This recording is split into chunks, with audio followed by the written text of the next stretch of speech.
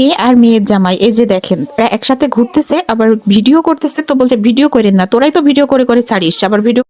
বয়ফ্রেন্ডের সাথে এবার হাতে নাতে ধরা খেল রাজশাহীর জনপ্রিয় কন্টেন্ট ক্রিয়েটর শান্ত তুলির বড় মেয়ে আনিকা। রিসেন্টলি দেখা গেছে সোশ্যাল মিডিয়াতে শান্ত তুলির বড় মেয়ে আনিকার বিয়ের ধুম এবং সম্প্রতি সময়ে তাদের আংটি বদল অনুষ্ঠানও হয়ে গেছে। কিন্তু সকলের মনের একটাই প্রশ্ন ছিল, হঠাৎ করে কেন শান্ত তুলি তাদের এত ছোট মেয়েকে এত জলদি বিয়ে দিচ্ছে, তাও আবার বাল্যবিবাহ? এর পেছনে কি কোনো ঘাবলা রয়েছে? অবশেষে তাদের সকলের সেই সন্দেহ প্রকাশ্যে আসলো। দেখা গেছে সোশ্যাল মিডিয়াতে কিছুদিন আগে শান্ত তুলির মেয়ে তার বয়ফ্রেন্ডকে নিয়ে ঘুরে বেড়াচ্ছে এবং সেই ছবি যখন সামাজিক যোগাযোগ মাধ্যমে প্রকাশ্যে আসে তখনই বোঝা গেল আসল রহস্য। বয়ফ্রেন্ডের সাথে ধরা খাওয়ার জন্যই শেষমেশ পারিবারিকভাবে শান্ত তুলির মেয়েকে বিয়ে দেওয়া হচ্ছে। প্রথমে যদিও তাদের গোপনে বিয়ে হয়েছে, শেষমেশ শান্ত তুলি তাদের সেই বিয়ে প্রকাশ্যে আনলো। এবার ধুমধাম করে মেয়ের বিয়ে দেবেন। এত ছোট মেয়েকে এত জলদি বিয়ে দেওয়ার আসল কারণই শেষমেশ ফাঁস হয়ে গেল। যেটা গোপনে রাখতে চেয়েছিল শান্ত তুলি সেটা অবশেষে প্রকাশ্যে আসলো।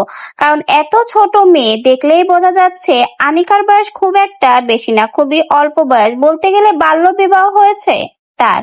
ঘরোয়া আয়োজনের মাধ্যমে তাদের আংটি বদল অনুষ্ঠানও হয়ে গেছে, এমনকি বিয়ের জন্য সকল তোড়জোড়ও শুরু। দেখা গেছে কেনাকাটা এবং কার্ড ছাপিয়ে প্রিয় মানুষ আপনজনদেরকেও দাওয়াত করেছে। বোঝাই যাচ্ছে এবার ঘরোয়া ভাবে মেয়েকে তুলে দেবে এবং সেই জন্যই চলছে আয়োজন। শান্ত তুলি তার মেয়ের বিয়েতে কোনো ত্রুটি রাখতে চায় না, হোক সে তার বয়ফ্রেন্ডের সাথে পালিয়ে বিয়ে বা আবার মেনে নিয়ে নতুন করে বিয়ে।